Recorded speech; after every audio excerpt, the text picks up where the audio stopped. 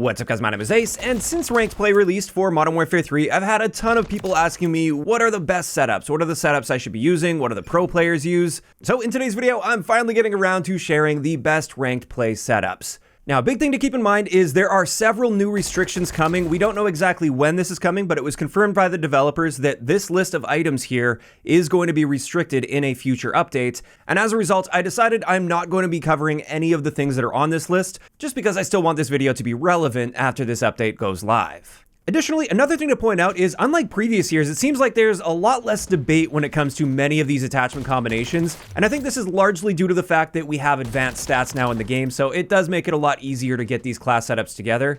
In saying that, there may still be a few different variations of attachment combinations that are perfectly viable for competitive play, and there's decent arguments on either end as to which is best. But I'm going to be sharing the ones that I found to be best after many hours of very detailed comparisons. But without further ado, let's just dive right into this, and we're going to start it off with the MCW build. This is just the best all-around ranked MCW build, at least in my opinion, based on all of the testing that I've done. And with this, we're using the 16.5-inch Cyclone barrel, the T51R billeted brake combined with the DR6 hand stop. Then we've got the Regal heavy stock, and then finally the Mark III reflector. Now, of course, when it comes to the optic, this is where it does come down to preference, at least to some degree. I really like the Mark III, some players really like the slate reflector. I would say just go with whichever one you're comfortable with, but I definitely would recommend a low zoom optic on this gun. And with this particular setup, you can see that it's extremely accurate. You should be able to beam people off head glitches, even at really long ranges. Additionally, our aim down sight speed is great at 228 milliseconds, so you can actually kind of hold your own to some degree at least against SMGs up close. However, a big downside with this, and this is something that did change with a recent update, is the sprint to fire time isn't great with this build. It's 246 milliseconds for our standard sprint out time, which is slower than our aim down sight time. And this is just something you have to compensate for in your playstyle. You don't want to get caught sprinting with this gun, especially against an SMG player. You won't stand a chance in those situations. Now, on top of this, our range benefit with this balances out to a 9% increase, and our bullet velocity is also great at 804 meters per second. That should mean that this gun will feel like hit scan in the majority of gunfights you'll ever find in this game. So there we go. Like I said, that's what I consider to be best for ranked play overall. However, I did want to share one variation I've been seeing pop up a fair amount. I did some testing with this, and I found that this is also perfectly viable, and it just depends on your preferences and playstyle. So with this one, we're again using that 16.5-inch Cyclone barrel. This time we're using the L4R flash hider. We've got the X10 Phantom 5 for our underbarrel. Once again, that Mark III reflector, and then finally the RB Claw PSL grip. Now with this particular setup, we have a little bit less horizontal deviation with our recoil compared to the previous one. However, it does climb a little bit faster than the previous build I shared, so you have to account for that vertical recoil slightly more. And at the end of the day, both of these builds are incredibly accurate and quite easy to control, and I would say it just comes down to preference with this recoil. Then when it comes to our aim down sight speed, it is noticeably slower with this build at 240 milliseconds. However, our sprint out time is at least improved a little bit here, and it's a bit faster than our aim down sight speed, which is generally what you want to see. And then on top of this, our range values are improved by 15% rather than 9%, and our bullet velocity is improved by 18% rather than, I think it was 13% with the previous build. So there we go, that's just an alternative build. If you don't like the first one, give this one a shot, and maybe this will work out a little bit better for you. You really can't go wrong with either of these. Next, let's get into the Rival 9 ranked setup, and this is sort of the default SMG. This is the go-to SMG for competitive play, and the best and most versatile build I was able to find with this is using the Rival C clear shot barrel, the Purifier muzzle brake, the DR6 hand stop, the Rival Vice assault rear grip, and the MTZ Marauder stock. And with this build, you can see that we really tighten up the side-to-side bounce on this, so it follows a very predictable line, and it doesn't really deviate from that line at all.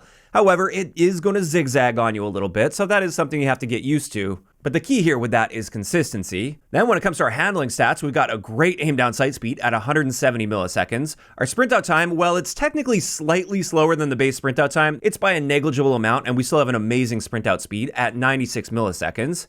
With our damage range, it ends up balancing out, so we only gain 1% to our damage range, so pretty much negligible there as well. And our bullet velocity is improved very slightly, but it's still below 500 meters per second. And as a result, I wouldn't recommend trying to take longer range fights, not just due to the bullet velocity, but also due to the other factors. You're just not going to beat an MCW at longer ranges unless you already know that that guy is hurt, for instance. But for the most part, if you're playing within the ranges that you should be playing in with an SMG, this bullet velocity should be just fine. And overall, like I said, this was just the best and most balanced build that I was able to create. Like sure, you could lean a bit more into recoil, but then you're going to be sacrificing with your handling and mobility, and that's where the SMG is meant to shine. Or on the flip side of that, you could lean really heavily into mobility and get around the map a lot faster, but then you end up sacrificing a lot in the recoil department, and you just see a lot less consistency there. And when it comes to competitive play, you definitely want consistency. And there we go, that wraps it up for the primary SMG build. That's like the standard go-to build. However, there is another SMG that isn't on that soon-to-be restricted list that is also perfectly viable for ranked play, although just not as consistent in my opinion as the Rival 9, and this is the WSP Swarm. So I decided to share a setup with this as well. Again, I tried playing around with a ton of different attachments, and these are the ones that just worked out best overall. And with this, we have the WSP Reckless 90 long barrel, the Purifier muzzle brake, although I will mention, until it gets restricted, that Jack BFB muzzle is probably your best bet with the WSP Swarm.